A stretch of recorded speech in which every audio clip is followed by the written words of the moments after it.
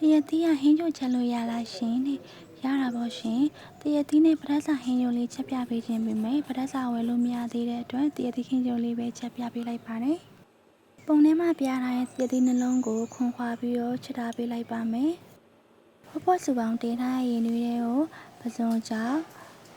စိမ်းသားငပီကြက်သွန်ရဲ့အနေငယ်နဲ့စင်းသီးပြင်ထားတဲ့တရက်သီးလေးတွေထည့်ပေးလိုက်ပါမယ်စီကိုတော့ပါလီယုံလေးပဲထည့်ပါမယ်ရှင်။ရတာအတွက်စက်သားမုတ်အနေငယ်ထည့်ပါမယ်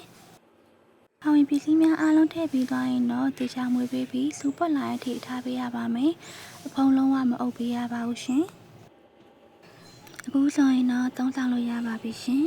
။အခုလိုမျိုးအသားရင်မပါပဲငပိတစ်ခွက်ကျဲဥကျော်တိုးစရာအစုံလေးနဲ့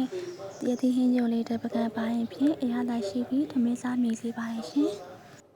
ဆုံးထိကြည့်ပေးကြတဲ့အတွက်ကျေးဇူးများတင်ပါတယ်ရှင်။